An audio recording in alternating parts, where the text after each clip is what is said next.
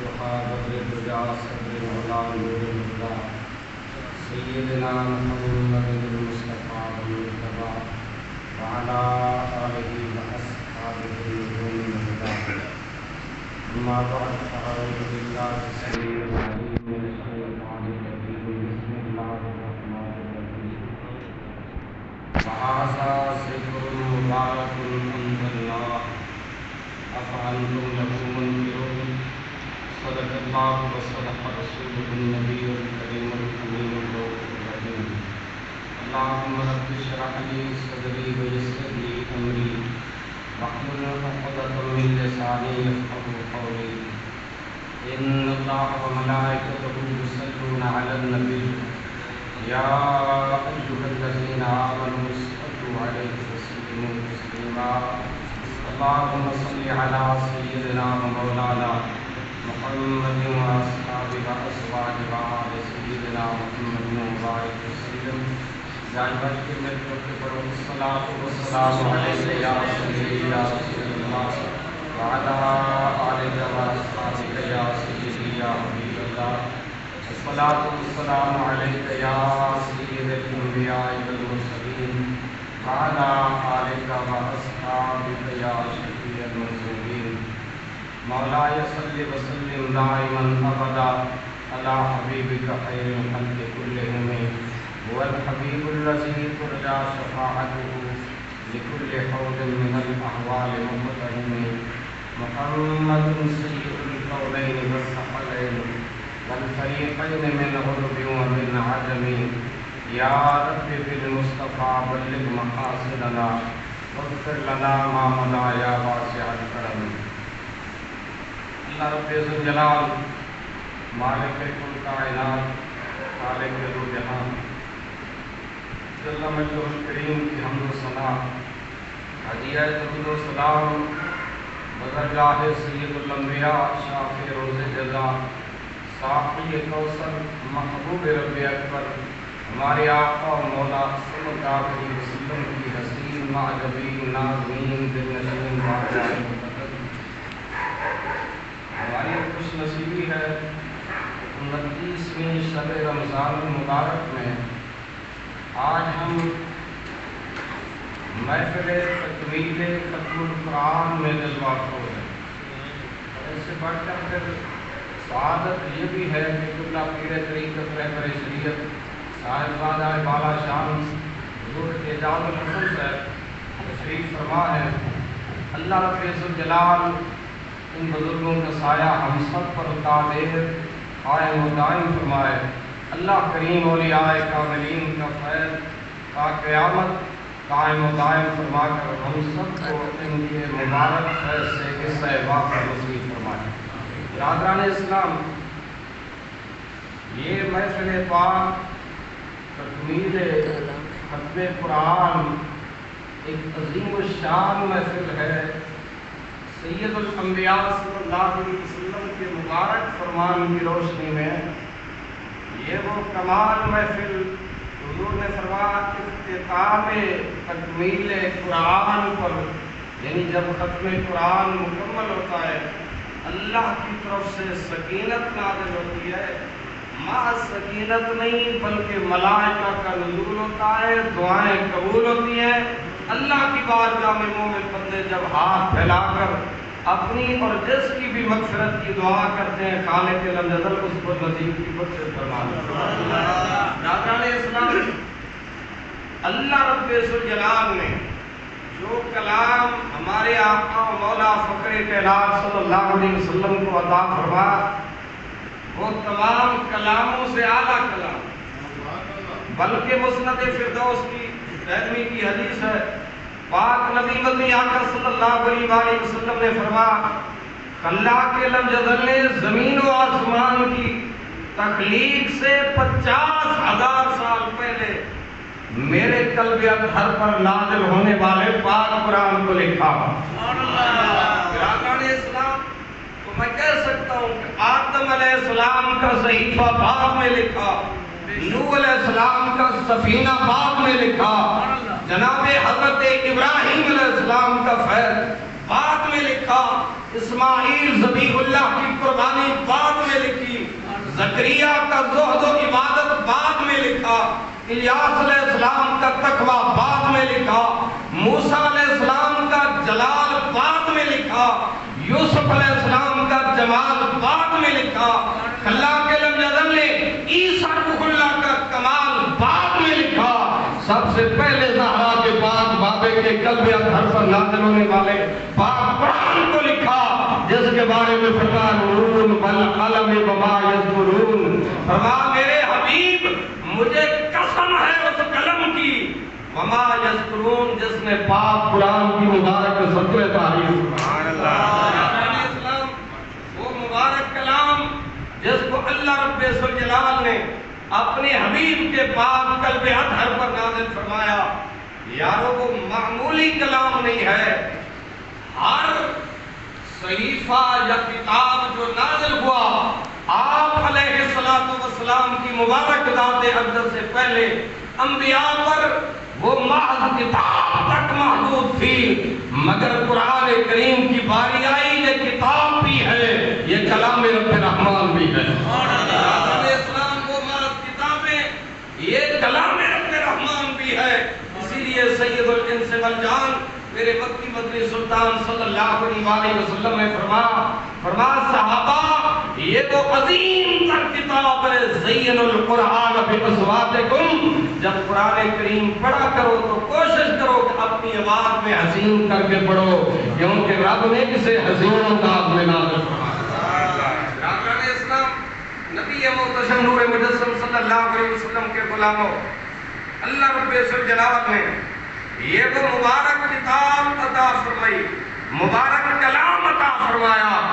اللہ کے لم یزل نے دنیا کا دستور یہ ہے، بندہ کوئی کتاب پڑھتا ہے، کتاب پڑھنے کے بعد نظریہ قائم کرتا ہے، یہ کتاب کیسی درست ہے یا اس میں کوئی شک قائم ہے، لیکن اللہ کے لم یزل نے جب قرآن کی باری آئی فرمایا کائنات انسانی کے لوگوں یہ معمولی ترین کتاب نہیں ہے، خبردار اس کتاب کو پڑھنے والوں، فرمایا اس کے بارے میں اس کی تلاوت بعد میں کرنی ہے، سرے فہرست ہیڈ لائن پر پہلی سطر میں ذالک الکتاب لا ریب فیہ، فرمایا یہ وہ مقدس کتاب ہے جس کے اندر ہم نے کسی قسم کے شک کو رکھا ہی نہیں ہے۔ برادران اسلام، اچھا قابل غور جملہ، میری عادت ہے کہ میں بات کو سمجھانے کی کوشش کرتا ہوں۔ ذالک الکتاب، اللہ ذالک کا یہ اس میں اشارہ اور عربی گرامر کے تحت اس میں اشارہ دور کر آگے فرما لا ریب فیہ، فی جو ہے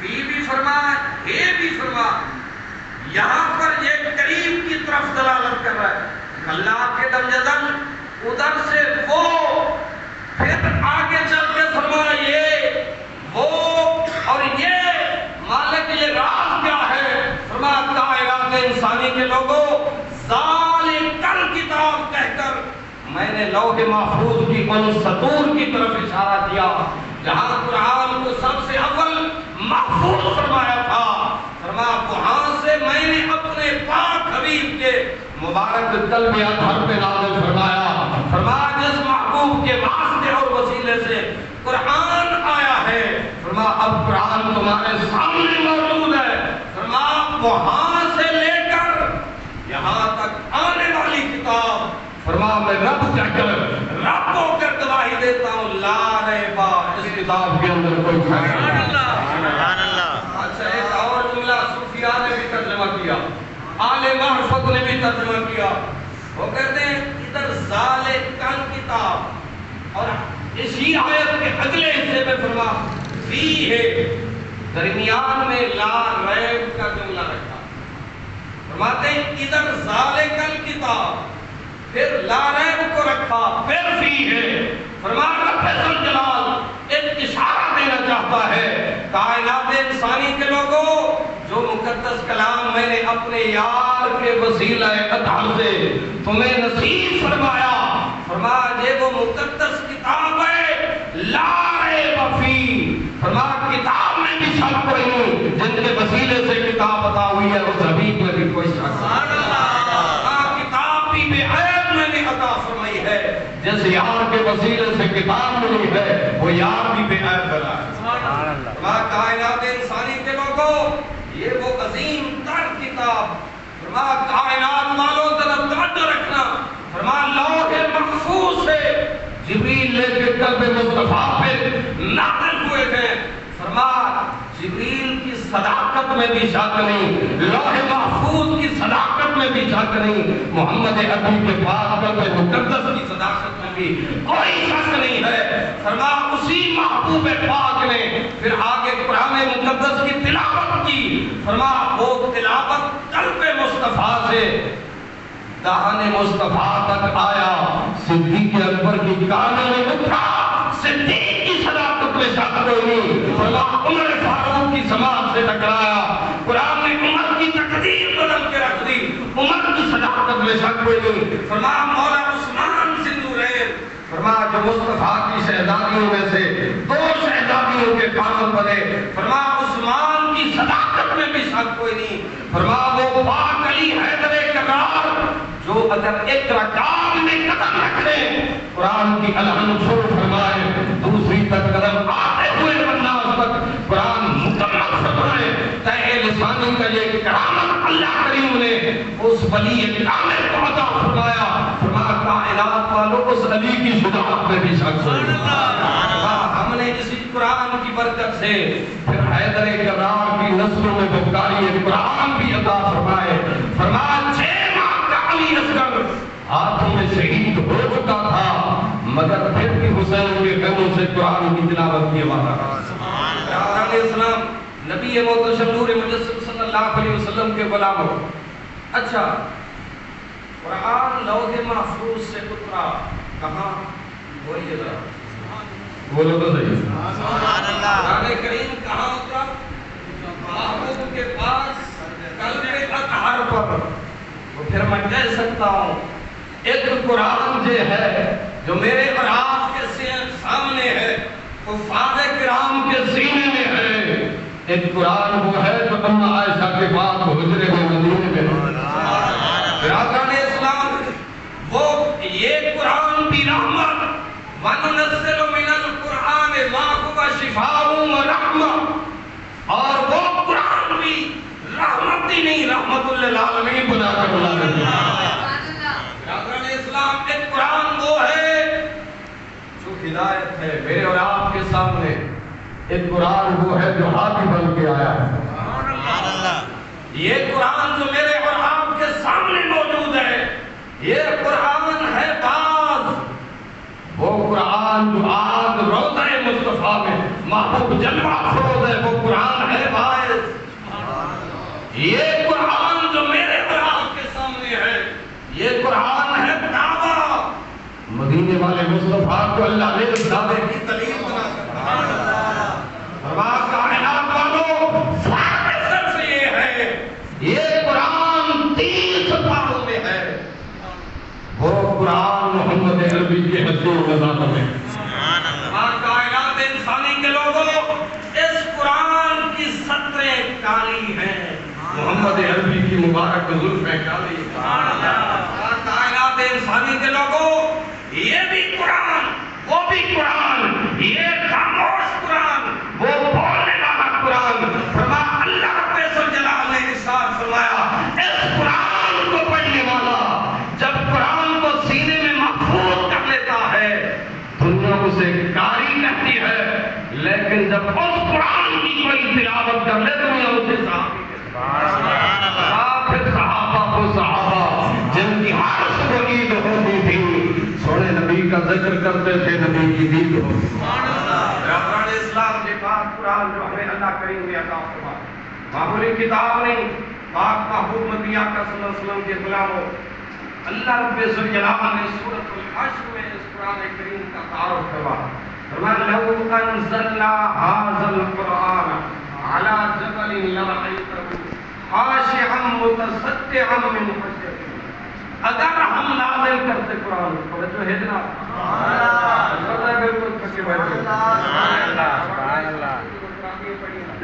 مبارکباد دے مستحق ہو کہ تم پورے 29 دن بلکہ 30 قرآنیاں پڑھیے، 29 ادھی راتاں تراویح پڑھ چکے ہو.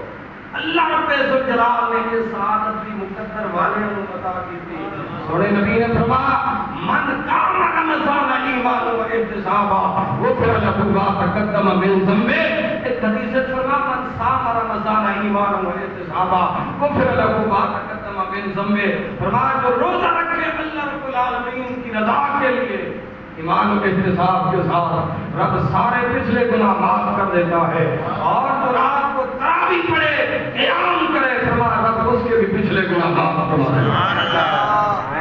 اسلام سونے نبی علیہ السلام نے قرآن مجید کا وہ تعارف کروایا اور خود رب ذوالجلال نے رب ہے جلال والا. اسی لیے سورہ رحمان میں فرمایا تبارک اسم ربک ذی الجلال والاکرام. اچھا قرآن کریم اگر پہاڑوں پر نازل ہوتا تو رب فرماتا ہے پہاڑ اس کا بوجھ نہ برداشت نہیں کرتے. خاشعا متصدعا من خشیت اللہ. خاشع کا معنی یہ ہے خاشع خشیت سے نکلا. کہا خاشع کا مقصد یہ ہے کہ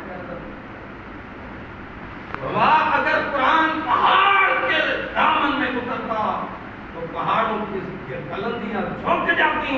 پہاڑ اللہ کریم فرماتا ہے متصدعا ریزہ ریزہ ہو جاتے من خشیت اللہ اللہ کے خوف و خشیت سے. لیکن پہاڑ کی اتنی طاقت اور قوت ہونے کے باوجود قرآنی بوجھ پہاڑ نہ برداشت کر سکے. حافظ قرآن کا سینہ تو کبھی پھٹنے نہیں دیکھا. وجہ کیا ہے؟ یہاں پر بھی صوفیاء نے عجیب سے انداز میں ترجمہ کیا. وہ کہتے ہیں دراصل قرآن مقدس ہے جلال والے رب کا کلام. کلام بھی جلالی ہے مگر مصطفیٰ کے جمال کی نسبت سے نعمت کو ملی ہے. اسی لیے حافظ قرآن اس کو اچھے انداز میں پڑھ لیتے. اچھا یہ بجلی چلی ہوتی ہے کدھر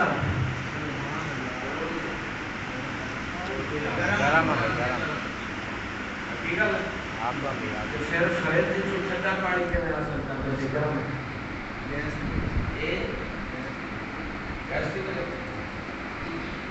ٹھیک کر رہے ہیں. اکثر رہ کر پچھو ایک کتا لگا ہوگا ہے جس میں آدھے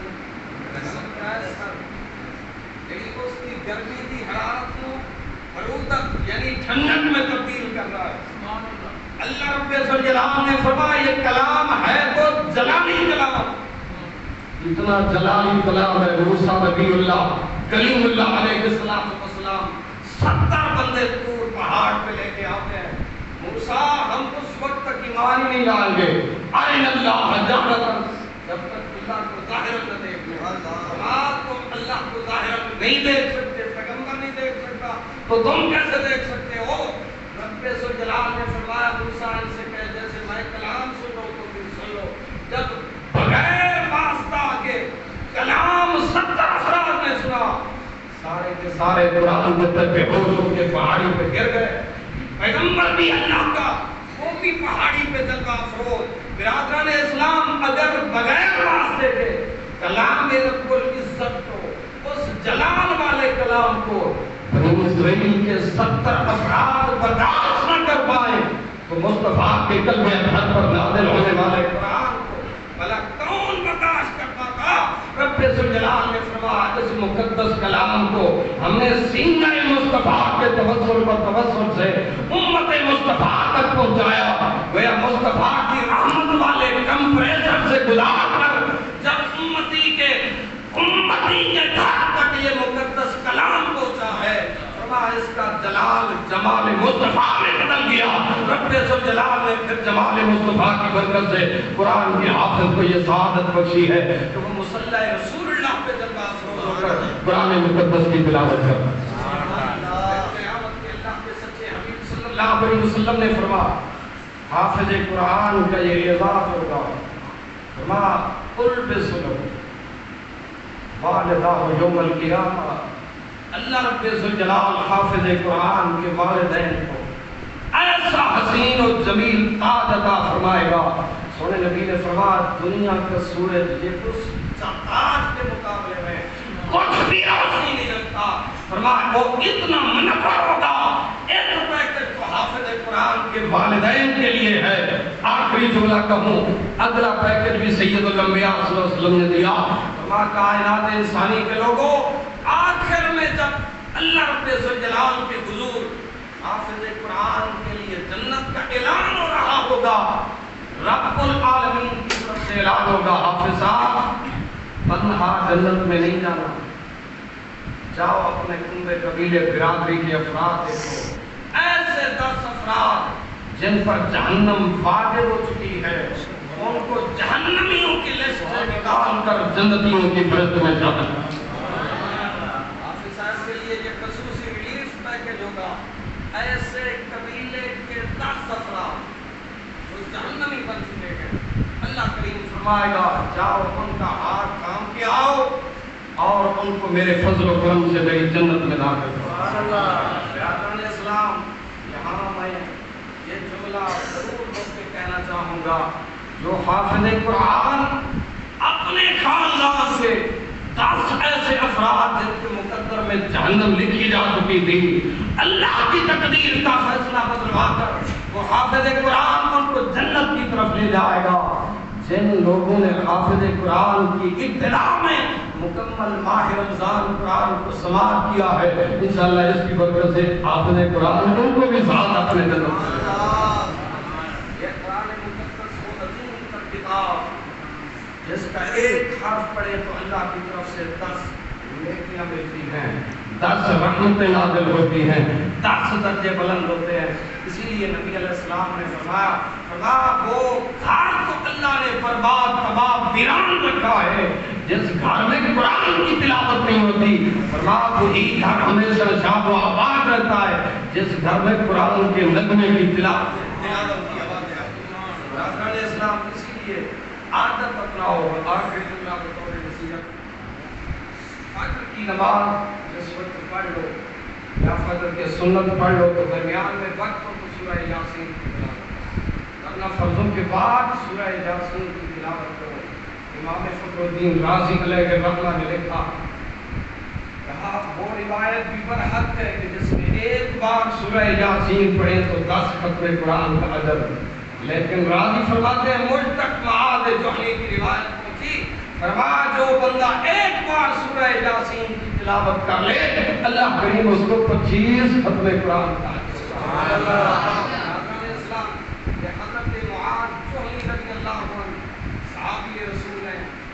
آقا صلی اللہ علیہ وسلم کے سچے پکے غلام ہیں اور ان کا مزار مقدس میں نے جہاں تک میری معلومات ہے کہ سندھ کی سرزمین پر ہے۔ حضرت معاذ جوہنی رضی اللہ عنہ حاضرین کی دعا فرمائے اللہ کریم آپ کے مزار پر انوار پر حاضری کی بھی سعادت نصیب فرمائے۔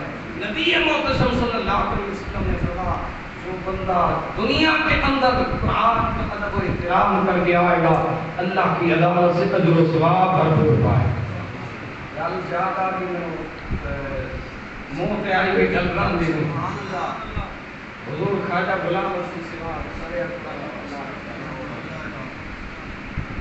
آپ کی بارگاہ ہندوؤں کا ایک وفد آیا، آگے لگے جناب بندہ سارا مر گیا تھی، ہندوؤں کی عادت ہے ذرا مر جاوے تو آگ لگے ساڑھ دن حضور بندہ سڑتا نہیں پیا، سب بے شمار تیل دے ڈبے بھی پائے، لکڑیاں بھی رکھیاں، آگ نہیں لگ رہی۔ ملفوظات حسبیہ کی 30ویں جلد میں میں نے یہ بات پڑھی، آپ نے فرمایا مجھے لے چلو۔ اللہ کا فقیر آیا، ایک لمحے کے لیے توقف کیا، یعنی یوں کہوں تو مراقبہ فرمایا۔ سبحان اللہ۔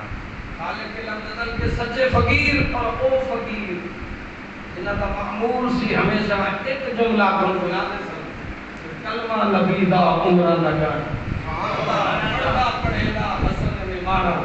یہ جھنگ کی سرزمین پر ڈسٹرکٹ جیل جھنگ کو بھی یہ سعادت حاصل ہے کہ اللہ کا یہ فقیر انگریز دور کے اندر یہاں بھی کچھ خیر بامشقت کاٹ چکا۔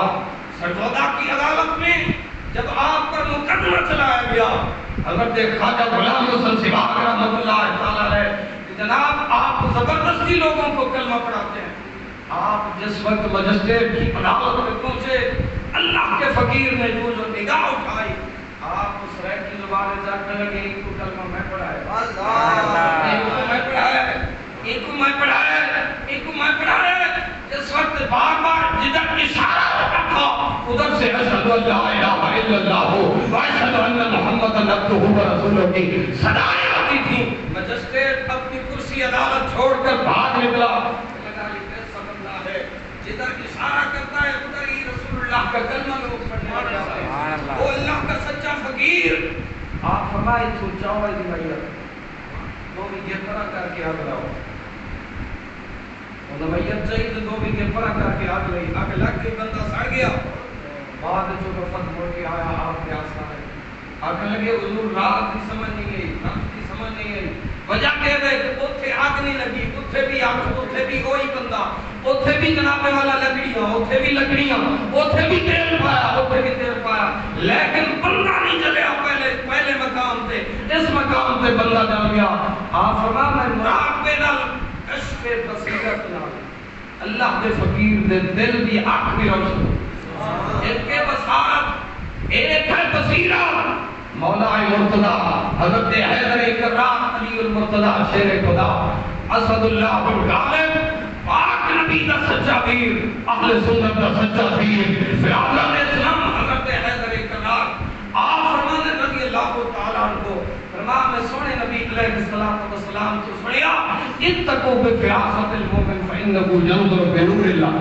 فرما مومن کی نگاہ فراست دریا کرو کیونکہ اس ظاہر کی اکنال نہیں وہ تو اس دل کی اکنال. فإنہو ینظر بنور اللہ بے شک وہ اللہ دے نور نہ بیٹھ گیا اللہ دے نور نہ اللہ دے نور نہ. خواجہ غلام حسن سے بات فرمایا میری نگاہ نور نے دیکھا جس مقام تے تساں اگ لگ کے لایا نا اس مقام اس زمین دے وچ ایک ہڈی دفن سی ایک اونٹنی تھی. اونٹنی ایسی جس نے زندگی اس کدی کسی حافظ قرآن میں سواری کی تھی.